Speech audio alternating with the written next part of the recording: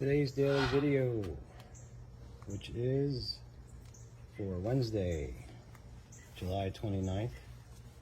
It is 20 to 10 a.m.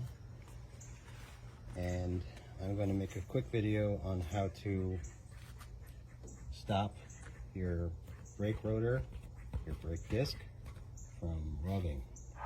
So when you install the wheel, you might hear a noise when the rotor passes through the brake pads.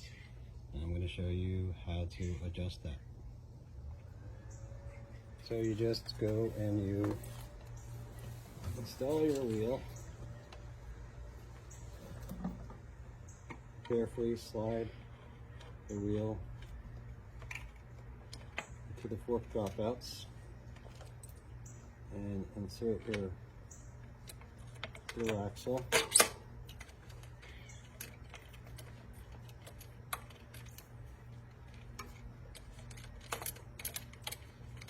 And snug that up. Make sure it's nice and snug. And then you're going to have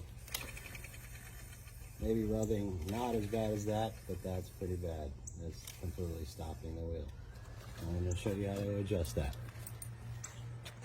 So here's a close-up of the caliper with the rotor rubbing on the pads.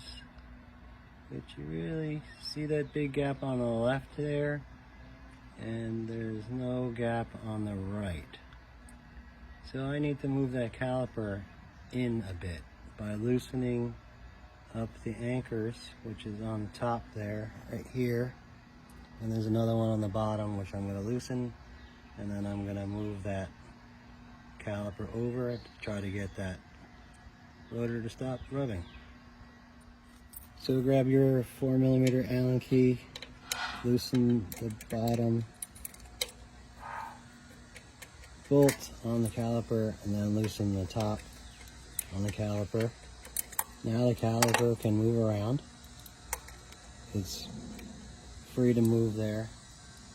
So I know you really can't see this, but look, it's already spinning better. It's definitely freed it up some. So what I like to do, and this is my technique, it's not everybody's technique, but I like to grab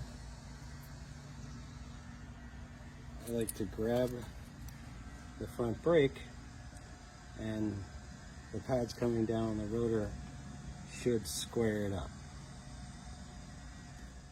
Okay, so continuing on here, we're going to check to see how square the caliper is to the rotor. And you can hear that, probably. It's pretty loud. And we got rubbing. So what I like to do, and this is my technique, is pull the brake lever a couple times.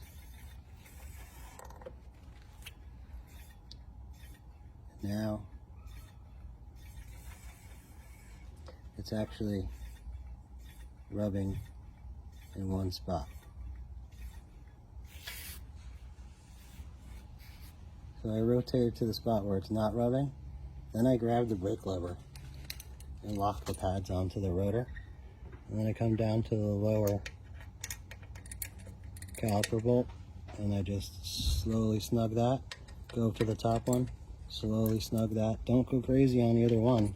Just a little snug on each. Don't go all the way tight either, just get them snug. And then listen. So now we got it's touching them slightly, and I can look down at it and I can see that the rotor is bent. 9 out of 10 out of the box are bent. So I'm going to straighten that. Right there between the pads. So I kind of stop the wheel right there. And I like to put something white down underneath the rotor, and I look through and look at the gap. And I can see that the rotor is hitting on the inside of the caliper right here. So I put my finger on the rotor, rotate it back, and then I put my thumb right where I want to bend it, and I just flex the rotor over a little bit with my hand strength, and then check it. It's much better. It's almost perfect. So we got one spot, right there. Do the same thing. Put the finger on the bottom of the caliper, rotate it down, grab the rotor with your thumb, and gently bend it.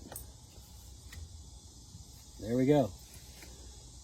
That small amount of bending with my thumb, no pulls, got that rotor quiet, nice and straight. Bike Doctor East how-to video. So that's a nice, clean installation of the caliper that is totally square to the rotor, and the rotor is nice and straight.